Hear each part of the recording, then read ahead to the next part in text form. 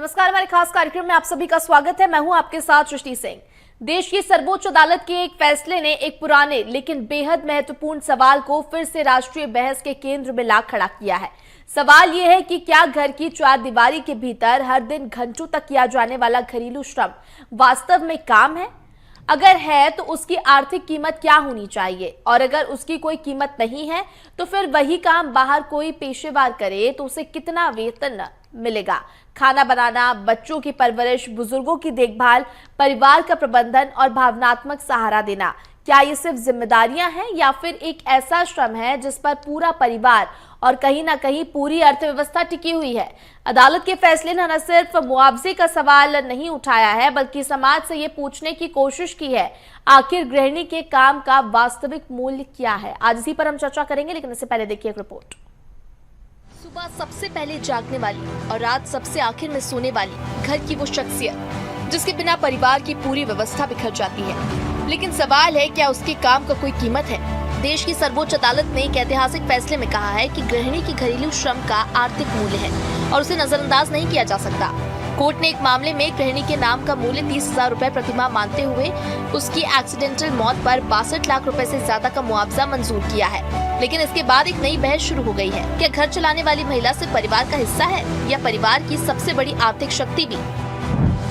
किसका काम ज्यादा महत्वपूर्ण? हम अक्सर नौकरी को काम मानते हैं और वेतन को उसकी पहचान, लेकिन घर के भीतर होने वाला श्रम कई बार हमारी नजरों से ओझल हो जाता है। कपड़े धोना, खाना बनाना, बच्चों की परवरिश, बुजुर्गों की देखभाल, घरेलू बजट का प्रबंधन, ये सब कौन करता है? आखिर ये सब काम कोई पेशेवर करे तो उसकी लागत कितनी होगी? गृहिणी को अक्सर परिवार का दिल कहा जाता है, लेकिन कई समाज शास्त्री उसे परिवार का सूत्रधार मानते हैं। महिला वो कड़ी है जो बच्चों, बुजुर्गों, पति और पूरे परिवार को जोड़कर रखती है। एक तरह से देखिए तो घर के भीतर यही व्यवस्था है जो किसी कंपनी में सीईओ की होती है। फर्क सिर्फ इतना है कि सीईओ को वेतन मिलता है लेकिन गृहिणी को नहीं। कल्पना कीजिए, अगर एक दिन के लिए घर की गृहिणी काम बंद कर दे तो क्या होगा? बच्चों का स्कूल, बुजुर्गों की देखभाल, परिवार का खाना, घरेलू प्रबंधन। एक पक्ष कहता है परिवार प्रेम और जिम्मेदारी पर चलता है, उसे आर्थिक लेन देन में नहीं बदला जा सकता, जबकि दूसरा पक्ष पूछता है अगर एक काम बाजार में मूल्यवान है तो घर में मूल्यहीन क्यों? अगर एक नर्स का काम राष्ट्रीय आय में गिना जाता है तो वही सेवा घर के भीतर देने वाली महिला का योगदान क्यों नहीं? सवाल सिर्फ पैसे का नहीं, सवाल पहचान का है। क्या गृहिणी को आर्थिक रूप से मान्यता मिलनी चाहिए? क्या घरेलू श्रम को जीडीपी का हिस्सा माना जाना चाहिए? क्या परिवार के भीतर किए गए काम को भी काम माना जाना चाहिए, या फिर घर और रिश्तों को आर्थिक गणनाओं से दूर ही रखना चाहिए? घर की चार दीवारी के भीतर होने वाला श्रम दुनिया का सबसे पुराना और सबसे अनदेखा काम है। एक ऐसा काम जो परिवार बनाता है, पीढ़ियां गढ़ता है और समाज को स्थिर रखता है। लेकिन क्या उसे सिर्फ कर्तव्य कह देना पर्याप्त है, या फिर समय आ गया है कि गृहिणी को सिर्फ घर संभालने वाली महिला नहीं बल्कि परिवार की सबसे महत्वपूर्ण कड़ी के रूप में पहचाना जाए? फैसला अदालत ने सुना दिया है, अब निर्णायक बहस समाज को करनी है। Bureau report, BSTV। एक गृहिणी के कार्य की जितनी सराहना की जाए उतनी कम है, क्योंकि दिन रात वो मेहनत में लगी रहती है, लेकिन उसका कोई मूल्य समझ में नहीं आता है और इसीलिए लोग इसे फॉर ग्रांटेड लेने लगते हैं। हमारे साथ चर्चा के लिए रीनू यादव जुड़ रही हैं, जो कि वर्किंग प्रोफेशनल हैं। रीनू जी, BSTV पर बहुत स्वागत है आपका। आपसे शुरुआत करते हैं चर्चा की, और मैं आपसे ही जानना चाहूंगी, क्योंकि आप एक वर्किंग प्रोफेशनल भी हैं, तो देखिए, एक हम कह सकते हैं आउटडोर लाइफ और एक इंडोर लाइफ का बैलेंस कितना जरूरी है, और साथ में बैलेंस की अगर बात करें तो एक वो महिला के लिए बैलेंस बनाना इतना जरूरी क्यों है? क्योंकि अगर वो बैलेंस नहीं बैठाती है तो कई तरह के सवाल खड़े हो जाते हैं, क्योंकि एक महिला है तो उसको तो घर संभालना ही पड़ेगा। जी, नमस्कार, और आज इतने अच्छे इम्पोर्टेंट मुद्दे पर मुझे इनवाइट करने के लिए बहुत बहुत धन्यवाद। मुझे ऐसा लगता है, मैं एक महिला को किस तरीके से देखती हूँ कि कहीं ना कहीं राष्ट्र निर्माण या इकोनॉमिक डेवलपमेंट में महिलाओं का योगदान तो है ही है, और इसको सिर्फ समाज नहीं बल्कि सरकार भी मानती है कि एक महिला का योगदान कितना है। और मुझे ऐसा लगता है कि पूरी फैमिली की जो केंद्र बिंदु होती है ना, वो महिला होती है। चाहे वो महिला उस परिवार को बनाए या उस परिवार को बिगाड़े, वो सिर्फ महिला के हाथ में होता है।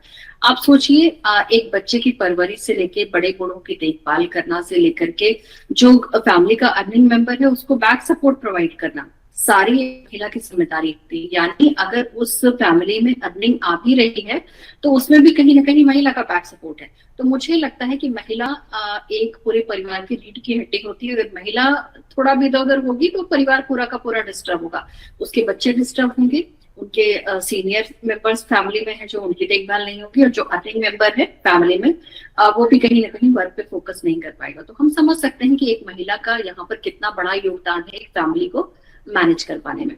अब मैं बात करती हूँ कि भाई इसको किस तरीके से देखना चाहिए। जैसे कि हमारी जो भारतीय परंपरा है उसमें महिलाओं को हमेशा एक पूज्य रूप से, एक मतलब कहना चाहिए कर्तव्य, ये महिलाओं के कर्तव्य के रूप में रखा गया है। लेकिन आजकल बहुत सारी चीजें बदल रही हैं, ठीक है, महिलाएं भी अर्निंग हो गई हैं, महिलाएं भी फाइनेंशियल चीजें बाहर से लेकर आ रही हैं, फाइनेंशियल सपोर्ट फैमिली को दे रही हैं। तो मुझे लगता है कि सोच में थोड़ा थोड़ा बदलाव आना चाहिए, हमारी भी सोच उतना वाइडन अप होनी चाहिए। और अगर एक महिला विलिंगली ये चूज करती है अपने लिए कि मैं घर पर रहूंगी और घर को ही बैक सपोर्ट दूंगी और मैं सोसाइटी बिल्डअप, मैं तो इसको ये मानती हूँ कि अगर वो महिला घर पर रुक रही है या वो महिला बाहर जॉब करने या पैसे कमाने नहीं जा रही है, फिर भी अगर वो घर पर है तो मुझे ये लगता है कि वो महिला कहीं ना कहीं हमारे समाज के बिल्डअप में पूरा योगदान दे रही है। वो हमारी आने वाली जनरेशन को इतना अटेंशन देकर, इतना संस्कार देकर, इतना प्यार देकर पाल रही है कि उसका तो कंपैरिजन ही नहीं, राइट। इसका मतलब और रीनू जी, ये तो हम अर्बन एरियाज की बात कर रहे हैं, रूरल एरियाज में तो स्थिति बहुत ज्यादा भयावह है, क्योंकि अभी भी देखिए डोमेस्टिक वायलेंस की चीजें हैं, दहेज प्रताड़ना के केसेस हैं, और डोमेस्टिक वायलेंस तो इतना आम है कि कभी अगर रूरल एरियाज की अगर हम महिलाओं से बातचीत करने के प्रयास करें, उनको ये लगता है ये बहुत नॉर्मल है और इसके लिए आवाज उठाने की कोई जरूरत भी नहीं है, क्योंकि वो औरत हैं तो उनको ये सारी चीजें झेलनी चाहिए और दिन भर मेहनत करती हैं, दिन भर बच्चों की परवरिश हो, पति का ध्यान रखना हो, चाहे परिवार का ध्यान रखना हो, लेकिन उसके बाद भी ऐसा देखा जाता है कि अरे तुम करती ही क्या हो। जी, एक बहुत मैं बोलना चाहूंगी कि हमारी भारतीय संस्कृति की ये बात मुझे कहीं ना कहीं अच्छी नहीं लगती कि एक वो जो औरत जो सुबह से शाम तक, जिसकी छुट्टी के कोई आवर्स नहीं है, जिसका कोई संडे मंडेज या उसकी लाइफ में ऐसा कुछ आता नहीं है, उसको कभी ब्रेक नहीं मिलता, और उसके काम को आप लास्ट में ये कह देते हैं, हर चीज कह के नकार देते हैं कि अरे बाहर जाके तुम्हें कमाना पड़े तब तुम्हें पता चले, राइट। सही बात। वो घर में जो इतनी हार्डवर्क कर रही है उसका प्रेज ही नहीं है। तो मुझे ये लगता है कि उसको, हालांकि ये जो प्रेम है वो सब प्यार से करती है अपनी फैमिली के लिए, इसको कहीं ना कहीं मॉनेटरी टर्म में मेजर करना मुझे ये सही नहीं लगता, क्योंकि वो अनकंडीशनल लव है और उसकी कोई वैल्यू नहीं लगाई जाती। वो इनवैल्यूएबल है जो एक महिला अपनी फैमिली के लिए करती है, ठीक है। आप उसको पैसा दे देंगे, लेकिन जो अपने इमोशंस वहां पर डालती है ना, वो मुझे लगता है कि इनकम्पैरेबल है। तो कहीं ना कहीं इसको मॉनेटरी टर्म में मेजर नहीं किया जाना चाहिए। प्लस अगर मुझे ये लगता है कि ठीक है, अगर आप उसको मॉनेटरी टर्म में मेजर नहीं कर रहे हैं तो उस महिला की वैल्यू क्या है ना। जो अभी आपने कहा ना कि उसको ये बोल दिया जाता है कि भाई करती ही क्या हो, तो यहाँ पर ये डिबेट का टॉपिक उठता है कि भाई इसको मॉनेटरी टर्म में मेजर करें या नहीं करें। तो मुझे लगता है कि मॉनेटरी टर्म में उसको सिर्फ एक लिमिट दे देना, 30,000 इसकी वैल्यू है, वो कहीं ना कहीं गलत है, क्योंकि ये इनवैल्यूएबल है और हर तरीके की आर्थिक कहना चाहिए बैकग्राउंड की यहाँ पर फैमिलीज हैं, तो ये एक फिक्स अमाउंट तो हो ही नहीं सकता, राइट। बिल्कुल। बट इसके साथ साथ बाय द वे उस महिला को कभी कुछ हो जाता है और उसके एवज में जो उसको इंश्योरेंस मिल रहा है या जो उसकी वैल्यू बताई जा रही है, वो एक उसके लिए बहुत बड़ा पॉजिटिव पॉइंट है।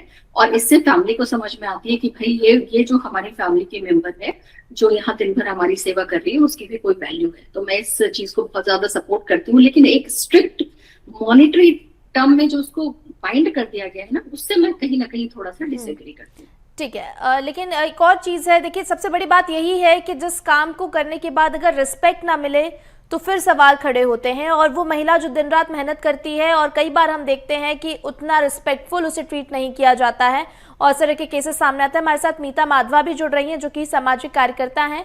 मीता जी, आपसे जानना चाहेंगे हम, देखिए सुप्रीम कोर्ट ने कहा है कि महिलाओं के योगदान की अगर बात करें, उन्हें राष्ट्र निर्माता कहा जाना चाहिए, क्योंकि जो हाउसवाइफ्स हैं उनके यूजुअली काम को काउंट नहीं किया जाता है और ये सोचा जाता है कि अरे दिन भर का काम है, ये तो उनके करने की जिम्मेदारी है, इनको करना ही पड़ेगा। लेकिन वो जो दिन रात की मेहनत है, और आज भी स्थिति, हम डेवलपमेंट की तरफ बढ़ रहे हैं, डेवलप्ड कंट्री की तरफ बढ़ रहे हैं, तमाम चीजें हैं जो विकास की हम बात करते हैं, लेकिन आज भी वो जो रूढ़िवादी सोच है वो पूरी तरह से बदल नहीं पाई है।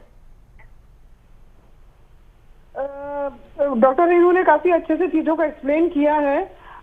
इसमें मैं ये बोलना चाहूंगी कि एक्चुअली जो बदलाव है वो बदलाव घर से ही होता है। घर से ही होता है।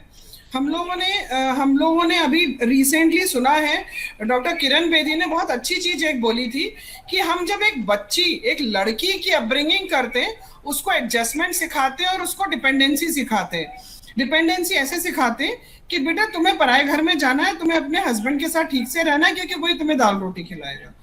लेकिन जब हम एक लड़के को बड़ा करते हैं तो उस लड़के को हम ये बोल के बड़ा करते हैं कि बेटा तुम्हें तो पैसे कमाने, रिस्पॉन्सिबिलिटी उसे सिखाते ही नहीं है। तो ये जो रिस्पॉन्सिबिलिटी का जो एक बहुत बड़ा वो है ये जिम्मा, ये पूरा महिला के ऊपर आती है। इसमें कोई बुराई नहीं है।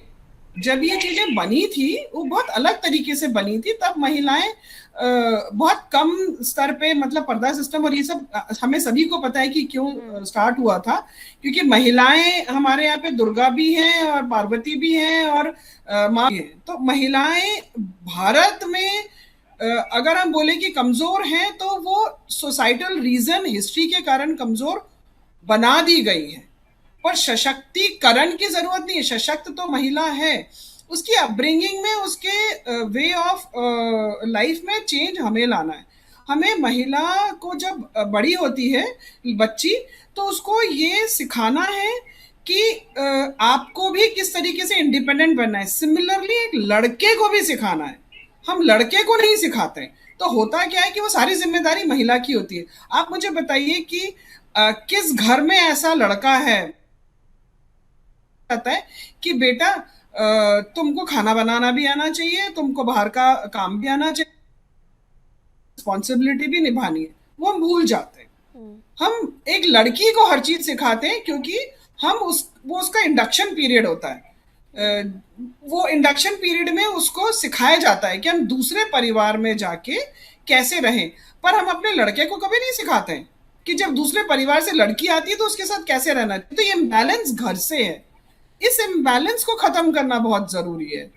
मतलब एक लड़की शादी होती है, जो बेसिक चीजें हैं वो हमको पहले शुरुआत जो है बच्चे की परवरिश से शुरुआत करने की जरूरत है।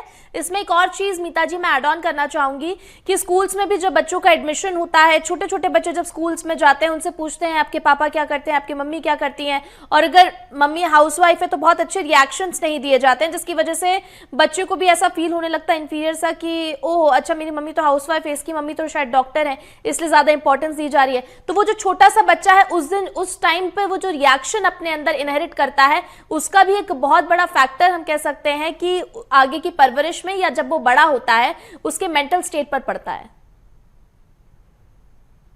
हम ऐसे बच्चे हैं जो अपने मम्मी, अगर वो होम मेकर है, बोल देते हैं कि आप पीटीएम में मत आया करो, पापा आएंगे, आपको तो कुछ समझ में नहीं आता। एग्जैक्टली। तो ये हमारी अपब्रिंगिंग, ये हमारे, आप कोई भी चीज, आप सिविक सेंस देख लीजिए, आप क्राइम की रेट देख लीजिए, ये सब कुछ हम बदल रहे हैं। हमारी पेरेंटिंग बदल रही है, हमारा वे ऑफ लाइफ इसीलिए बदल रहा है क्योंकि हम उसको रेक्टिफाई नहीं कर पा रहे। पहले उसको रेक्टिफाई करना बहुत जरूरी है। ठीक है रीनू जी, एक बार फिर से आपका रुख करती हूँ और आपसे मैं एक और चीज जानना चाहूंगी। अर्बन लाइफ्स में क्योंकि चीजें हम देख रहे हैं चेंजेस आ रहे हैं, हम ये पूरी तरह से डिनाई नहीं कर सकते हैं कि अब चेंजेस नहीं आ रहे हैं। जहां पर बच्चों की अगर परवरिश की भी बात करें, चाहे बच्चा हो या बच्ची हो, उसको सिखाया जाता है कि आप दोनों को ही अर्न करना है, आप दोनों को ही रिस्पॉन्सिबिलिटी समझनी है। ये चेंज अभी जो मॉडर्न फैमिलीज हैं उनमें हमें देखने को मिल रहा है।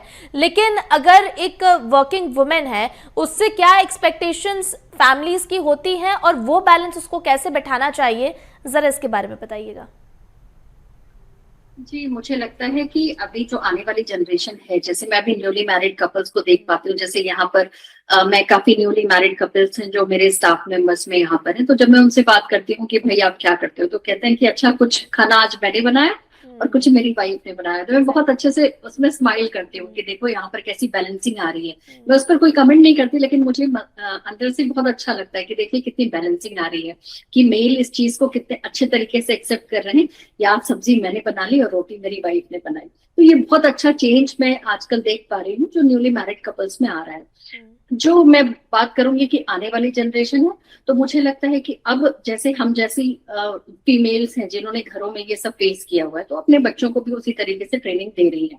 अब मैं देखती हूँ कि अभी किसी अपनी ही एज की मैं किसी फ्रेंड के घर जाती हूँ तो उनका बेटा मुझे पानी ला कर देता है। तो ये सारी चीजें देखने से लगता है कि वो अपने बच्चे को भी किस तरीके से ग्रो कर रहे हैं। तो आने वाली जनरेशन में मुझे नहीं लगता कि ये प्रॉब्लम होगी।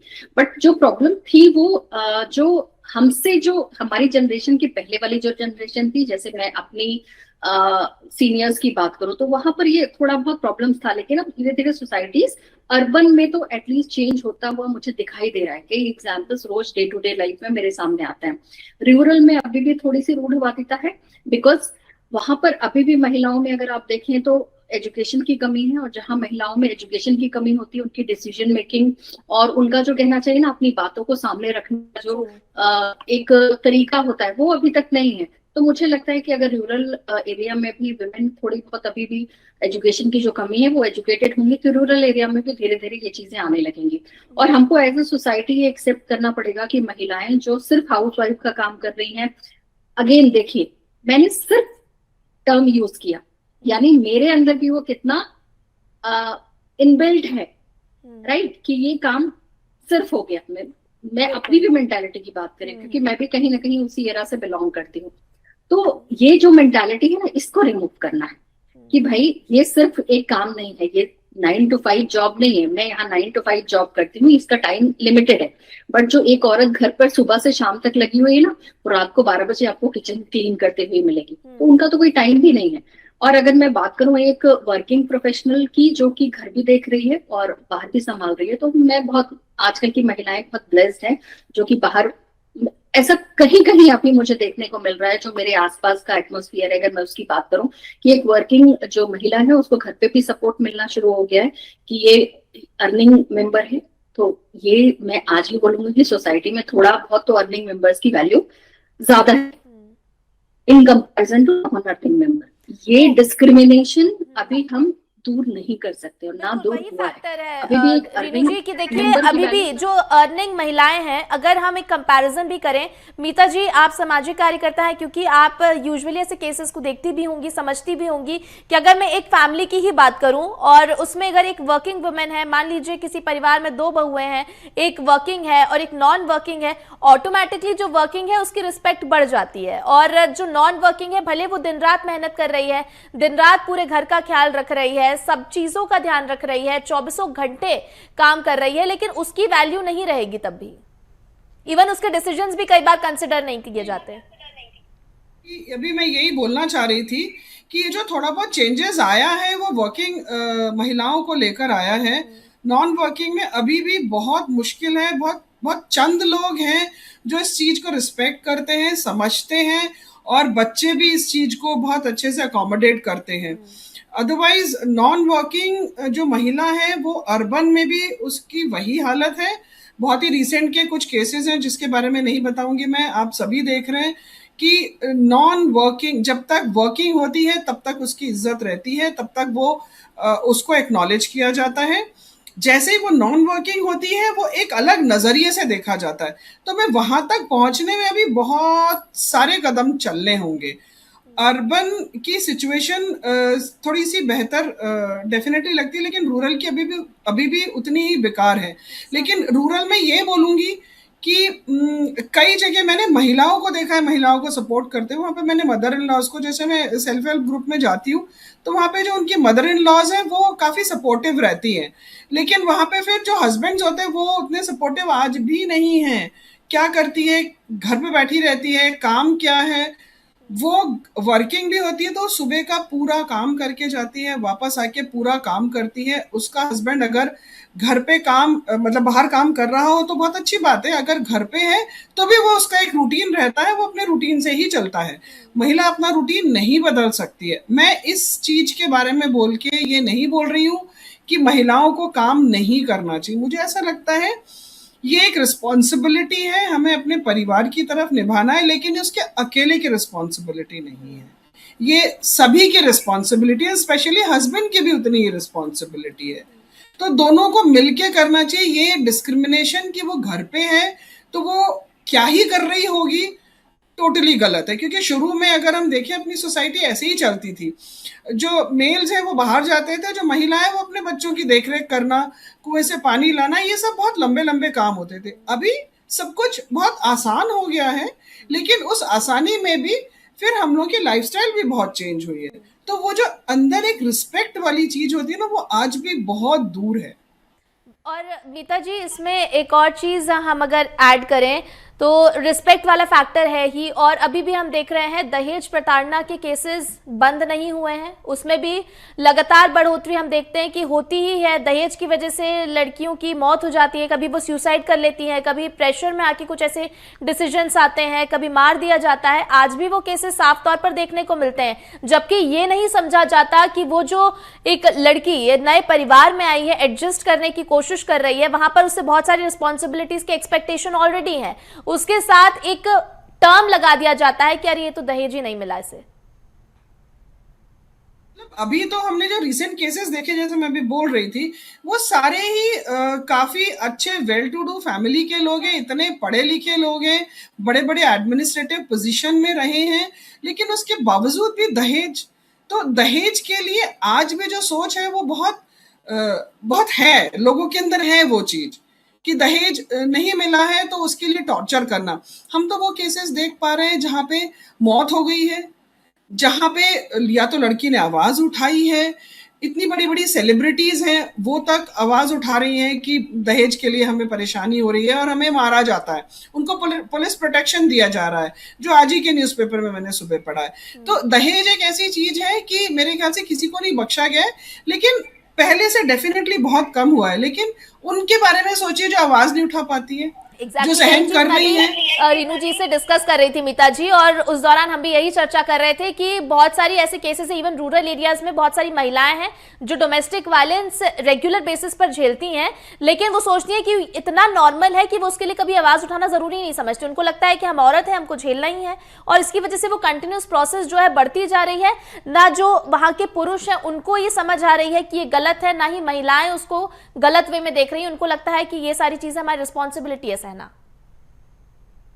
मैं बोलना चाहूंगी, जब हम रूरल बोलते हैं तो हम इसको ग्रामीण ना लें, ग्रामीण के लोग ज्यादा बेहतर हैं। हाँ, मैं जब रूरल बोलती हूँ तो मैं उसकी बात कर रही हूँ जो हमारे शहर में जो स्लम्स हैं, हमारे शहर की जो रूरल एरियाज हैं, तो ग्रामीण में चीजें फिर भी बेहतर हैं।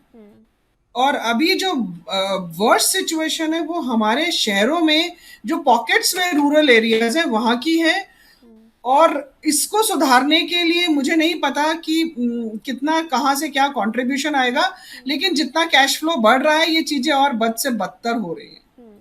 रीनू जी, एक कमेंट आपसे। वर्किंग वुमेन की जब हम बात करते हैं, क्योंकि कई बार हम देखते हैं कि अगर हस्बैंड वाइफ दोनों वर्किंग है तो घर के कामकाज के लिए इतना टाइम नहीं मिल पाता है, यूजुअली मेड्स होते हैं, और इसी के साथ उनकी हेल्पर्स की हम हेल्प लेते हैं, जिसके तहत हम पूरा काम करवा लेते हैं, उनको एक्स्ट्रा पे करते हैं एंड ऑल दैट। बट अगर हम बात करें कि जिस घर में जो वुमेन है वो अगर यही सारे काम करती है, तो फिर अचानक से ऐसा लगता है कि अरे दिन भर का काम ही क्या है।